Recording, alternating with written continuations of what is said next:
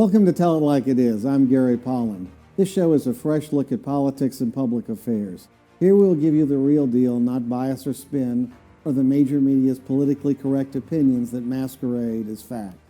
When we provide you opinions, you will know it. The anti-American mobs out there are not appeasable and they're not going away. You may not be interested in them, but they are interested in you, and their target is our democracy and attacking our freedom under the Bill of Rights. This week, breaking through the left-wing media's censorship of violence occurring in our cities, are reports that 2 Los Angeles County Sheriff deputies were shot in an ambush. The shooter remains at large.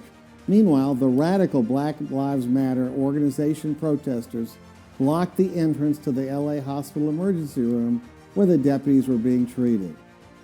I know, you can't make this up, can you? What the media hasn't covered has been the extensive violence in Portland, Seattle, Minneapolis, District of Columbia, New York, Chicago, and many other Democratic-run cities, and it's been going on for months. No wonder BLM, the Marxist organization, not the slogan, favorables have collapsed in the latest polls, down now 13%. The American people truly care about Black lives and believe that Black lives matter, and they believe that police lives do too. But they reject Antifa and the BLM thugs. Here are some questions we ask about our country after months of disorder, riots, looting, and yes, killings. When will the authorities take charge? How many months of this riotous behavior is going to go on? How many statues honoring our past are going to be torn down? What will be torn down after that? How many stores, large and small, are going to be gutted? How many normal Americans are going to have to lose everything to looting, arson, Antifa revolutionaries before the authorities take serious action? Now for this week's show.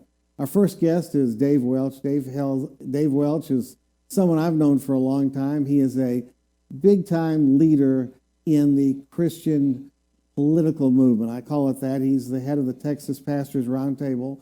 This is a coalition of pastors who care about America and its future and believe that it's important for people of faith to be involved in public affairs. And so, great pleasure to have Dave with us. Dave, welcome to Tell It Like It Is. You're always someone I know that always told it like it is, and still do. Well, that's what God calls us to do, isn't it, Gary? Yeah, absolutely. So, Dave, let's kind of, you heard my little introduction. I made a little variation from what I usually say because things continue to develop and change, and I'm kind of wondering, are we ever going to get our act together? So, what's your view of where we stand today in America? Well, Gary, it's hard to even describe, as we look back, the word that continues to surface in the dialogue, which is not new, by the way, but is certainly relevant, is lawlessness. The lawlessness we see pouring out into the streets of the major cities all over the country, it first starts in the heart. And this is where it goes back to the beginnings, that when the law of God is erased from the hearts of the people, then the only law that can be applied is the law of the sword. And as one of our leaders in the past, the Speaker of the House in the 1830s, Robert Winthrop, said, we will either be governed by the Bible or by the bayonet. And I would ask anybody today, what do you think we're closer to? And the question is why? Why and what do we do? And of course, in our role and mission with the pastors as the Texas Pastor Council, Houston Area Pastor Council, is what is the church's role? And of course, as we well know, look what's happening in California when they're telling the churches you can't even meet. Yeah, pretty pathetic. I guess if you're living in California, Dave, you could declare your worship service a protest, and then they probably would say it's okay, right? That's exactly right. Of course, we know what happened in Seattle. Many have not heard, but there was a prayer gathering planned at a park where Antifa and Black Lives Matter were regularly allowed to gather. They shut down, and we're not going to allow the prayer gathering, so they simply moved to the sidewalk and called it a prayer protest. And 2,000 people showed up. I like that.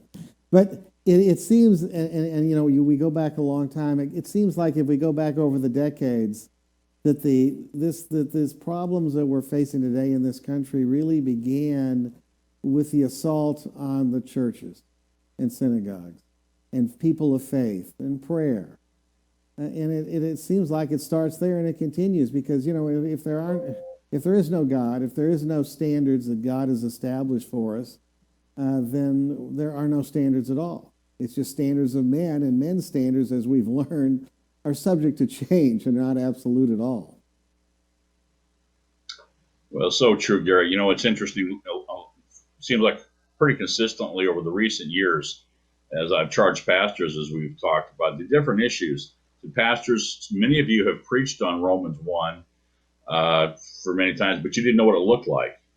But, well, turn on your TV. And that, look, and the underlying issue here is that the issue there is a rejection of God. So they didn't worship God, they worshiped the beings, the things we created. And we also were, it says, and neither were they thankful. And God gave them over to reprobate hearts and minds. And, you know, Gary, most of us that are no longer young, if we would have tried to envision the worst case scenario of where culture would be 40 years ago, and we were back then looking forward, most of us, our minds couldn't work this way and this far down. This is part of our challenge, I think, too. We don't want to live in a world where a government now, dramatically reduces the penalty for an adult having sex with a minor, and the kind of dissolution of moral standards that restrained the people. That we said there were certain things that were always right and always wrong. That your children were safe. You know, Gary, we had a conference call this morning, or actually a YouTube call with Israel on this thing of we're trying to work with a redemption of the Jordan Valley, and it brought to mind an image of our trip to Israel a few years ago. Here we were walking through the Jewish quarter, and with a group of our church leaders, and a little small girl, I mean, we're talking 4 years old, was walking by herself in the opposite direction, carrying a little basket. All of us just marveled. We thought, where's her parents? And she just tripped along happily, walked right past us and kept going. She kind of looked nervously at us a little, like, what are you guys all staring at me for? But the truth is, we all looked at who would let their 3 to 4 year old child go to the market and home by themselves. But that's how safe that area was. Think about our own streets now. This is our charge today, Gary. I don't accept the fact that at least we must do all we can to not just say it's done, it's gone. And the church has a particular role of raising the spiritual and moral banner. And if we don't, there's not a plan B. Well, and that's clearly true. And of course, your pastor's organization is multiracial. So you have African American pastors, you have Hispanic pastors, I'm sure you have Asian pastors, etc. And you also work with some rabbis in the Jewish community. So this is down to where I guess the fight comes. And the churches, it's interesting. The left continues to say that, well, there should be a wall between church and state, as opposed to what the Constitution says, which is separation between church and state, and we don't have a state church. But I've always believed, and I think you agree with me, it's critical that the religious leaders, especially the ones who understand the importance of faith and freedom and America's future, to be more outspoken than ever and to get their congregants active and interested in saving this country. Absolutely. Well, one of the things, and we started the pastor council with a simple premise that, look, if the pulpits are not strong in teaching the historical Orthodox truths of the Judeo-Christian faith, and then those sitting in the pulpit in the pews would be lost. The scripture says, "My people perish for lack of knowledge." When we look at through all of history, and of course, one of the common popular scriptures for many to quote today, Gary, is Ezekiel 33. We're going to read the watchman on the wall. We have to be the watchman. Well, guess what? If you go to Ezekiel 34, we're immediately following after that they were charged with being those watchmen. Then God admonishes the shepherds. He said, "Woe to the shepherds of Israel, because you are feeding yourself and the flock is scattered." This has been our problem with the pulpits of America in the last generation here. We've had too much entertainment, too much fluff, and too much accommodation to the culture, not enough truth. And so the people are confused. How is it that we can say, I'm an evangelical Christian, but I believe in same-sex marriage, or I believe in these things which we now see in surveys coming out, which are completely contrary to Scripture? That's the pulpit's problem. The good news is, Gary, is that we have been finding the remnant. And I thank God for the courageous, bold pastors as we say it, of every color, every corner, that have stepped up and are continuing to. And honestly, Gary, I think this wake up call this year between COVID-19 and the riots and the anarchy. And look, when guys like John MacArthur in California rise up and come against, that's almost a miracle, because in past years, John MacArthur was very anti-political involvement, and so that was a distraction from the gospel. So there's awakening happening right now, and I think the enemy's gone too far. Well, it's interesting. Yeah, and it's interesting if you look at the polling, and I mean, I don't trust the major media polling as far as I can throw them, but there are some interesting statistics. Trump now is in the mid-40s with Hispanic votes, which is, I think, would exceed the percentage that George W. Bush got. So, and I was thinking, and I know how many Hispanic ministers are involved in your group, and groups like that. Is this part of the reason you believe the Hispanic vote is moving more toward Trump, is because Hispanics are a faithful group of folks? I think it's a combination. That's exactly right, Gary. We've known for years that the values of the Hispanic community were strongly pro-families, strongly pro-life, a strong work ethic, but there had been this political capturing of a mind, but of those who were actually participating. What we also knew was that most Hispanics weren't voting, weren't active in participating. What we're seeing happening right now is those in the church in particular, and I think in the business community as well, are seeing firsthand what they left and what they came to this country for. They're realizing that the very things of the silencing of the church, of the escalation of the tyranny of government, of the rise of socialism and the depression of economy, that are the very reason they came to this country for, are right at hand here. So I believe there is a major awakening in the Hispanic community. We see it. We're hearing from Hispanic churches all over Texas, and even all over the country, as I hear from other guys. Do you find that the pastors you're involved with are more politically active this year in terms of the direction of the country and how critical it is that people turn out and vote for candidates who are interested in making America what it needs to be, as opposed to remaking it into a Marxist paradise? I use that as an oxymoron. Right. Well, and back to reference, or previously referenced Pastor John MacArthur in California, who again would have been typically off political.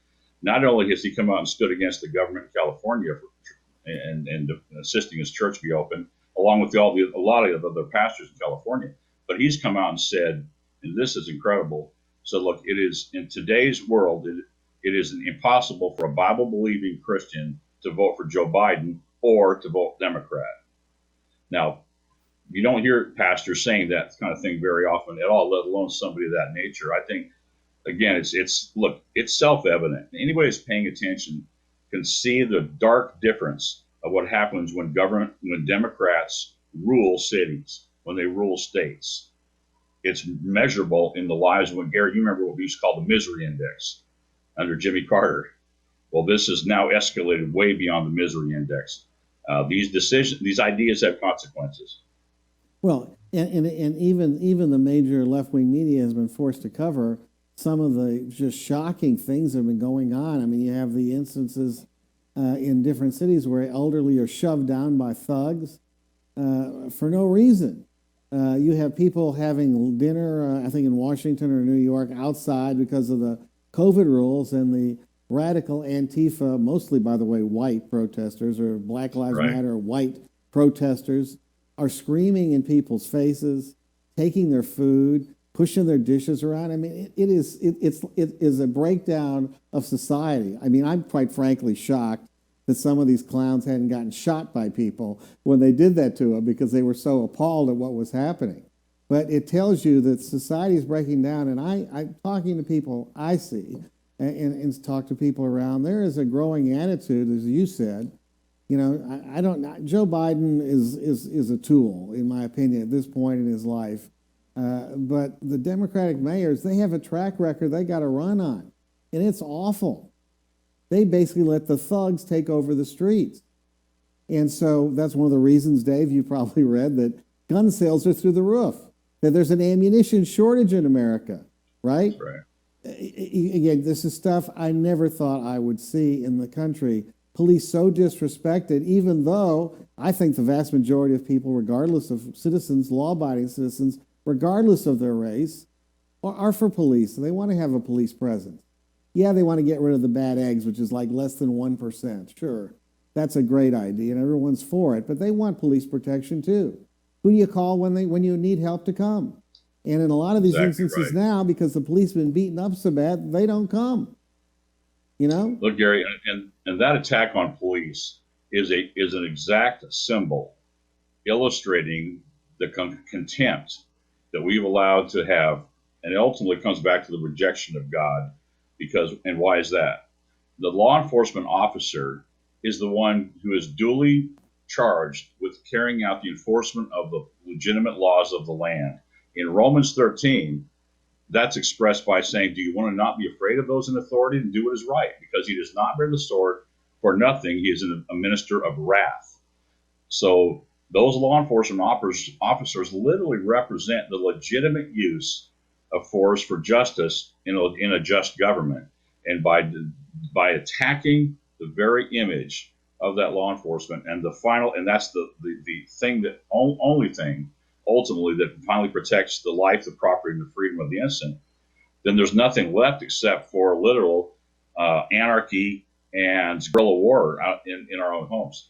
So where, the black ministers who are active in your organization, I'm sure share your beliefs and my beliefs too about what we should be doing with the good police and bad police, but not get rid of the police. And I'm sure they're telling their congregations that. So where do these crazies who are out on the streets doing these things, where do they get their energy from? Where does this all come from? Well, we've all heard the term astroturf. And the truth of the matter is that these radicals that are out in the streets and doing the damage, destroying property, attacking innocent citizens, do not represent the black community, the white community. They are a tiny, energized remnant being funded and organized by the godless Marxist left. And look, anybody who's been paying attention understands this. So the question is, at what point do we do something? What is, as you see, I'm from the Northwest, Gary. I was born in Seattle. Oh. I was raised in the Northwest. I look at Portland and Seattle, and it breaks my heart. And again, the question becomes twofold. Number one, how did we get here? And of course, I've had these conversations with both family and friends up there saying, guess what? That's why elections matter, people. Because the lawlessness that's happening now is only occurring by the willing participation of those refusing to enforce the laws. That's called the mayor and the city council. Okay, so what does that mean? That's the people who we put those people there. And it's because the people are not participating. That includes the church people here. That's one of our missions, is everybody votes. That's part of our ministry. In fact, the term we've coined is called, it's not politics, it's ministry. God calls it ministry.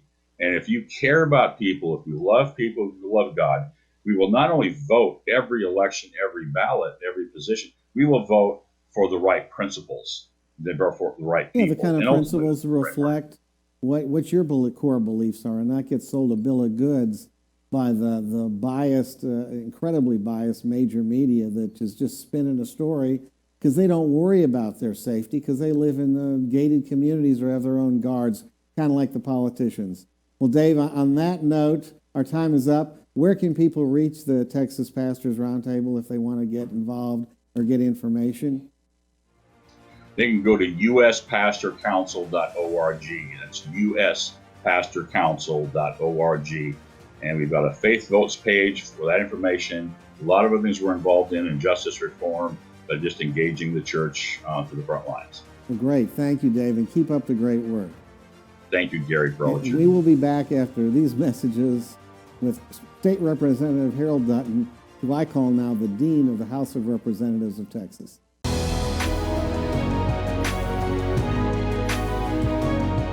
I'm a Texas voter. And I plan to vote by mail-in ballot. I'm a Texas voter. And I plan to vote safely in person. I'm a Texas voter. And I plan to vote early. I am a Texas voter. And I plan to vote safely in person. In this coming election, voters aged 50 plus will make all the difference. Will make the difference. Will make the difference. Will make the difference. Will make the difference in elections across the state. So make a plan now. So you can vote however you choose. It doesn't matter where you vote, how you vote, or who you vote for. What matters. What matters. What matters. What matters is that you have a plan to vote. For more information, head to aarp.org/tx.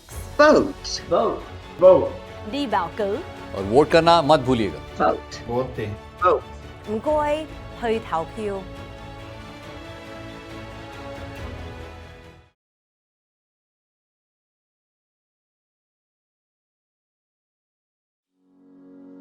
Ron Carter Cadillac, Houston's only Cadillac to-your-door dealer, delivers test drives to your home or office, like the new 2020 XT4 Premium Luxury, only $359 a month, the new 2020 XT5 Premium Luxury Collection, $399 a month, or the first-ever 2020 XT6 Premium Luxury Collection, just $499 a month, all for 39 months lease with just $1 down, or purchase and choose 0.9% APR for 60 months plus $1,500 bonus cash. Visit RonCarterCadillac.com.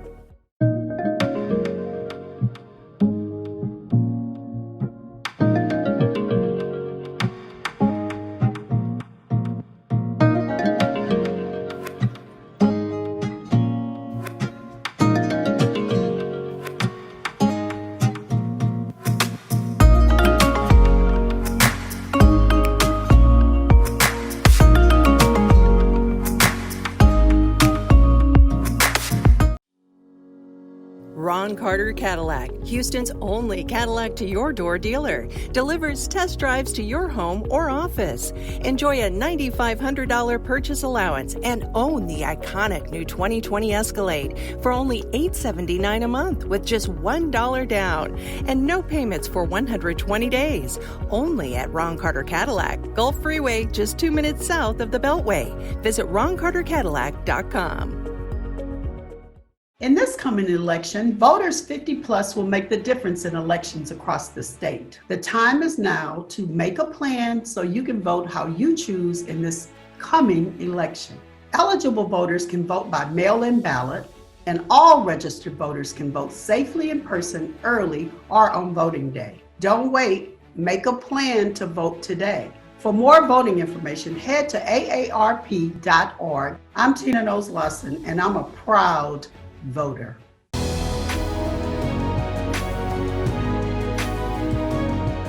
We're back on Tell It Like It Is. I'm Gary Polland, and my special guest this portion of the show is State Representative Harold Dutton. He's a Democrat from Houston. He's been in the state legislature and been a leader there for decades. Some people even say that in a closely divided House of Representatives in 2021, that Harold Dutton could be the next Speaker of the House because he gets along with everybody. And so I can't say anything better than that, Harold. Welcome to the show. Thank you, Gary. Thank you for the introduction. I think we've got 149 people running for Speaker, but I'm not one of them. Well, as I think sometimes people become compromised candidates for Speaker. You do have a track record, unlike everybody in Austin, Harold, of being bipartisan. You work with Republicans, you work with Democrats, you work with liberals, you work with conservatives, and I found following your career that you've tried to work for what's the best interest of the people of Texas. And that's Gary, a tribute to you.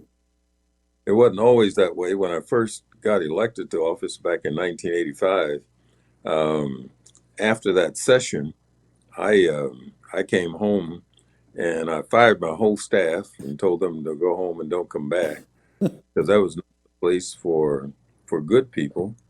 And I was talking to a gentleman in my district who was 98 years old. And he asked me, how did I like it? And I told him I didn't like it.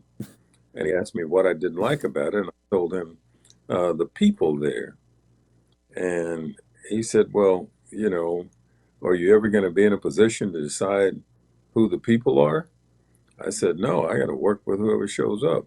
He said, well, then that's what you got to do. You got to work with whoever shows up. So I decided at that point that I would go back to the legislature, and I begin my whole career at working with the people who show up, which means that I got to get along with everybody, so long as I'm able to get done with all the things I need doing for the people in my district and the people of the state of Texas. So I'm looking forward to going back, and looks like we're going to have interesting sessions. To say the now least. I have a session. Say the least. In fact, one of the things I wanted to talk to you about, have there been discussions about how the session will be dealt with if COVID is still the problem that it is at this point in the early fall of 2020? Well, I'm not sure. I think they're collecting the ideas now to try to come forward with something that we can do constructively to make it better or make it accessible. One of the principles that underlies the session, that's underlined every session we've had, all 87 of them, 86 of them rather, is the public has always been invited. The public has always had the right to participate, but given the fact that we've got such a strain on the public in terms of the healthcare now, we got to figure out how to do that. We got to figure out how to do that in light of the virus, in light of the COVID-19, so that we still can allow the public to have access.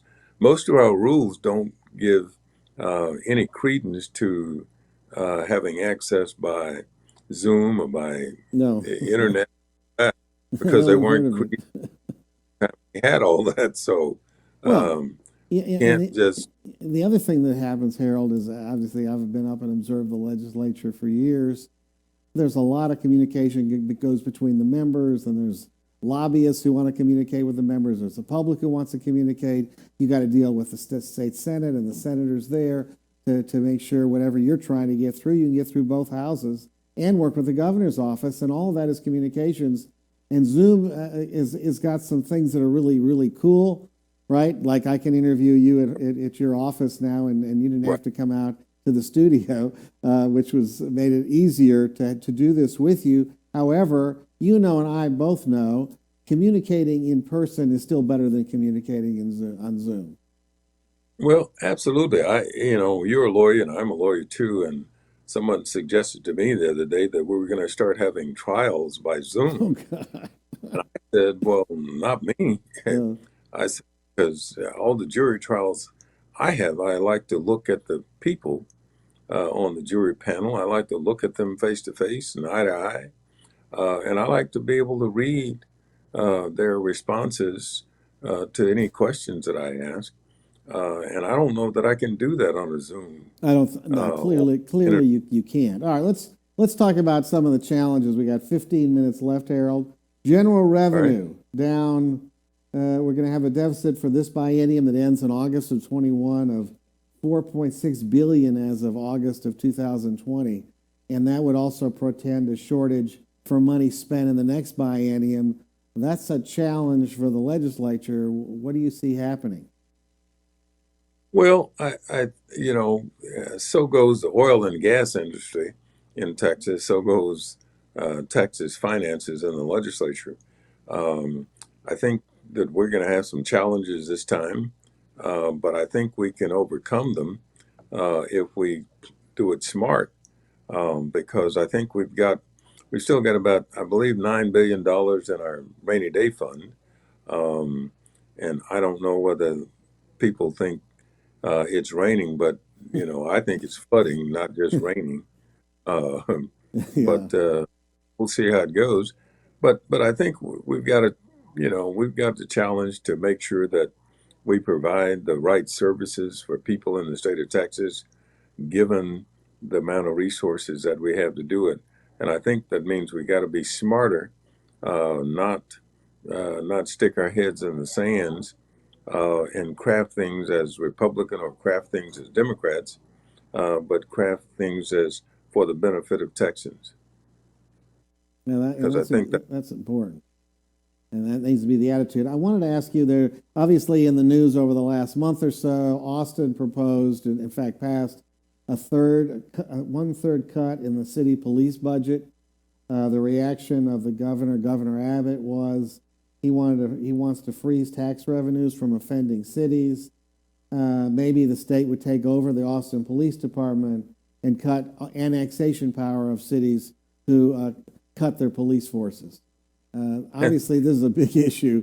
Where do you come down on all this? That's pretty interesting when you go back and you look at the budgets for the state of Texas, and you look at that Abbott and has been a proponent of cutting lots of money out of the DPS budget. In fact, I think we ended up having to lay off 100 and some DPS officers because of the cut in the budget. So I find it back. I think it's somewhat disingenuous and to say that Austin's a bad place. Not only that, I guess what I've done, Gary, is I've taken a look at what Austin really did, and I think that what they really did is not the way it's been crafted, at least in the newspapers and perhaps even by the governor, because the amount of money that they've actually taken out of policing is almost less than 1/10 of 1% of the police budget. And when they did even that, what they've done is tried to direct some resources that should not ever have been employed by the police force, but to use those funds more appropriately in places that even the police ought to be for. I think one of the things that's going on is that we have a challenge to take a look at what's actually going on here. I listened at your other interview, Gary, and I will tell you, I didn't like it because I think the church has to be the church, so to speak, because I think that when the challenge is made to improve this society, I think we have to look at the things that have been holding it back from being improved. Things like, for example, I didn't hear him mention anything about the assaults, the deaths, or the families of those who've been killed by police officers, particularly those people who didn't have any weapons. In some cases, they were doing exactly what the police had directed. And so to find ourselves in a position we are, I think we've got to go back and look at how we got here. And how we got here has more to do with a lot of the good people, so to speak, being silent about injustices, about things that should have been put out along. Yeah, I hear you, and I understand where you're coming from. And by the way, I did mention some of the bad apples in the police department. The vast majority, obviously, are not. But it seemed to me, Harold, that if you're going to talk about we need to do more with the police, more reform, there are a couple issues you got. First of all, the police need to learn how to respect the people they engage with, right? And the people need to understand they need to respect the police officers they engage with too. Kind of like mutual respect. That makes sense. Kind of understanding from where each side goes. The other thing is, instead of cutting the police budget, we should be diverting funds into better training and recruiting the kind of people who can deal with the challenges of being a police officer today, which is, by the way, as you know, not an easy job. You wouldn't want it. I wouldn't want it. That's important because what we hear about these horrific situations where people end up getting killed in their encounter with the police. And by the way, it just doesn't happen to black people. It happens to white people too. In fact, statistics say that more white people are killed in encounters with the police than blacks are. But I happen to know from representing clients, as you do, Harold, that in many instances, driving while black is a basis to stop people and ask questions. I understand that. I've dealt with it for clients. I've fought against it for my entire career when I do defense work. But by the same token, we got to communicate. So lawlessness, violence, looting, that doesn't help anything. And by the way, I don't think there's a big difference between the average white community, the average African American community, and their attitude about the police. They want to have a good professional police force that protects them from mayhem. That's what they'd like, so they can live their lives.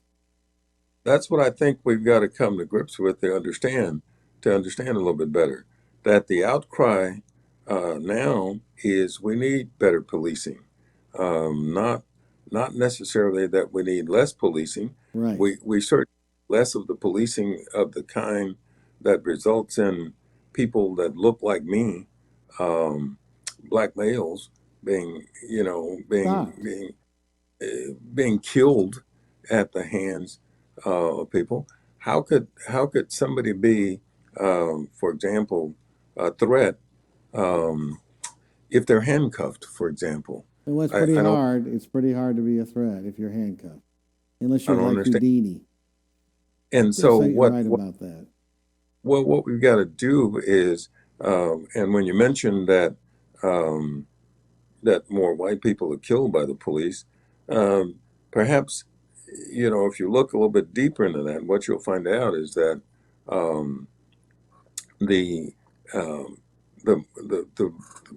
black people who are killed, there are far more black people killed who are unarmed than in terms of the whites, and even the number, if you look at it in terms of the percentage of stops, what you find is that we, the black people, particularly black males, seem to be sometimes a target for policing, because all it takes is a traffic stop that leads into an absolute murder by the police. Yeah, and by the way, that has happened. So you and I agree. Look, we need better policing. We need better training, right? And we need better communication. I mean, we really do. I mean, I understand that the police union who I had on, Houston Police Union, said they do go into the schools and talk to the students about how to deal with an encounter with the police officers. Of course, I mentioned the other side of it is the police officers need to learn how you deal with an encounter with young black males.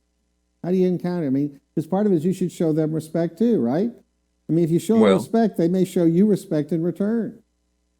Well, sometimes what we've seen, Gary, is that at one time, we, for example, the Black Caucus members in the legislature, we've talked about this for ages. If you go back and look at Dr. Martin Luther King's speech, the "I Have a Dream" speech, it happened over 57 years ago.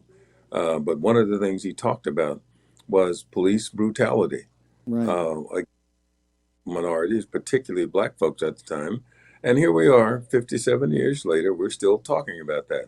I think part of the problem is that we haven't come to grips with the kind of problems that race causes for some people.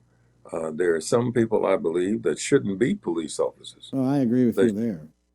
But no amount of training for them is ever going to change their attitudes and mindset about the threats of black people and how they feel about. Which is interesting, Harold, because in a lot of the major city police departments, we either have minority police chiefs or we have significant minority hires, which of course you would think that the folks engaging with other officers of a different color, that they would have a new appreciation and an understanding of that. I mean, certainly in our lives, Harold, I mean, our lives that you and I live as lawyers and legislators, they're thoroughly integrated. We deal with whites and blacks, Hispanics, and Asians every day. It's interesting. Okay, I want to ask you about a couple other things. The bail reform that's gone forward in Harris County and other parts of the state, the battle to empty the jails because of COVID, the abuses of that, of course, that I see that have been basically ignored. Do you think the state needs to get involved in what should be bailable offenses? Yeah, I think the state has a responsibility, a role to play in crafting the laws under which we are governed at the time, particularly in terms of criminal laws. And what we've tried to say is that, which hadn't been loud enough apparently, is that bail essentially ought to be done to secure the person's reappearance in court. And that's what it's designed to do. It ought not to be punitive in the sense that a person charged with a crime who has not been convicted of a crime should be treated as such. And so we have lots of people in jail, Gary, that who are there because they simply can't pay the fine. It reminds me of when I went to one of the times I went to South Africa. I was trying to talk to them about their whole system. Their system is a little bit different than ours. Yeah. A lot different, not a little different, but a lot different. For example, they don't have jury trials. All the trials are to the court. But they had arrested a guy for stealing a chicken. And they arrested him for stealing a chicken. And he sat in jail for almost a year before they ever tried him. And I said to them, well, do you know how many chickens you have fed this guy? I mean, he's been in here a whole year for chicken. Did they at know? some point, I guess they didn't know, did they? it didn't make didn't sense. care. Yeah, well, I don't think they really thought about it because, in a sense, they were being proactive in terms of law enforcement and criminal justice system, but they weren't being kind to the taxpayers. Right. The cost per day is incredible. Oh, absolutely. And so the thing that we've got to be mindful of is that, particularly in light of the economy that we're all facing now, we ought to be taking a look at certain things to figure out where can we reduce the cost, perhaps, and not reduce the safety. I look at what we did in the juvenile justice system, Gary. Right. We did away with a whole lot of the juvenile facilities where we were keeping juveniles in them. We reduced them. It was amazing to me because when we got rid of those facilities, juvenile crime went down. Yeah, I guess the old facilities were incubators for crime as opposed to the other. Well, I think that's what we got a lot of. And so I think that we haven't had the final story on the bail reform in Houston. Yeah, and I think what you've said is something I agree with. It's got to be smart bail reform. You don't want to let people continually have a revolving door in jail, have people go in for serious crimes and get out again for a cheap bond, go out and commit allegedly another serious crime and then get released again. That's not right. But you did have abuses before they made the initial reforms of somebody charged with shoplifting with no prior record, no history of violence, sitting in jail, like you said, for 6-9 months or a year, trying to get heard and never do. That's crazy. Makes no sense. And on that note, Harold, our time is up. But I will obviously have you back. Hopefully I can coerce you out of your office and get you into the studio. You can sit next to me and we can have a nice visit. I didn't have time to do that, Gary. I didn't have time to do that. No, I know. I understand. We'll have you back. Harold Dutton, thank you so much. I mean, you've been around. I said you're going to be in your 36th year in the state legislature. You are the institution. You have the institutional knowledge. And I actually think this next session coming up is a great opportunity for leaders like you to make a significant positive difference for Texas. So, well, we'll work on it. Come and help us. You always do. Of course, I will come and help you. All right.